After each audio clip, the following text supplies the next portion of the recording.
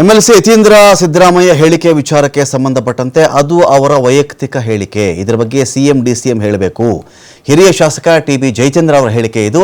ಕೆಲವರು ವೈಯಕ್ತಿಕ ಅಭಿಪ್ರಾಯವನ್ನು ಹೇಳ್ತಾ ಇದ್ದಾರೆ. ಹೈಕಮಾಂಡ್ ಸಿಎಂ ಡಿಸಿಎಂ ಕರೆದು ಹೇಳ್ತಾರೆ ಅವರು. ಯತೀಂದ್ರ ಹೇಳಿಕೆಗೆ ಮಹತ್ವ ಕೊಡಬೇಕಾಗಿಲ್ಲ ಅಂತ ಹೇಳಿ ಟಿಬಿ ಜಯಚಂದ್ರ ಒಂದು ಕಡೆ ಮಾತಾಡ್ತಾರೆ. ಇತ್ತ ಯತೀಂದ್ರ ಹೇಳಿಕೆಗೆ ಪ್ರತಿಕ್ರಿಯಿಸೋದಕ್ಕೆ ಎಚ್ಡಿಕೆ ನಿರಾಕರಿಸಿದ್ದಾರೆ. ಅದು ಅವರವ್ರಿಗೆ ಸೇರಿದ ವಿಷಯಪ್ಪ, ನಾನ್ಯಾಕಪ್ಪ ಮಾತಾಡಲಿ ಅದರ ಬಗ್ಗೆ. ಇದು ಕಾಂಗ್ರೆಸ್ ಪಕ್ಷಕ್ಕೆ ಸೇರಿದಂಥ ವಿಚಾರ, ಅದಕ್ಕೆ ನಾನು ಯಾಕೆ ತಲೆ ಹಾಕಬೇಕು, ತಲೆ ಕೆಡಿಸ್ಕೊಳ್ಬೇಕು, ನನಗೇ 108 ಕೆಲಸ ಇದೆಯಪ್ಪ ಅಂತ ಕುಮಾರಸ್ವಾಮಿ ಅವರು ಮಾತಾಡಿದ್ದಾರೆ.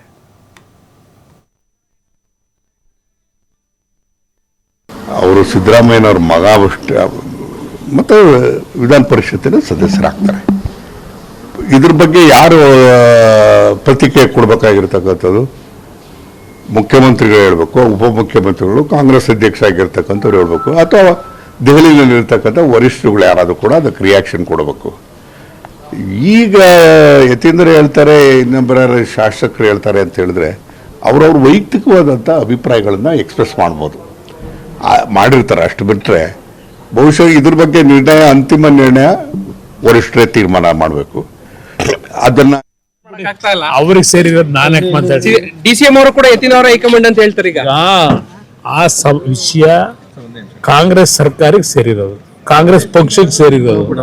ಅವರು ಹೊಡೆದಾಡ್ತಲ್ಲಿ ನಾನು ಯಾತಕ್ಕೆ, ನನ್ನ 106 ಕೆಲಸ ಇದೆ, ಅದಕ್ಕೆ ನಾನು ಯಾತಕ್ಕೆ ತಲೆ ಕೆಡಿಸ್ಕೊಳ್ಳಿ? ಯತೀಂದ್ರ ಸಿದ್ದರಾಮಯ್ಯ ಅವ್ರಿಗೆ ಸೇರಿದ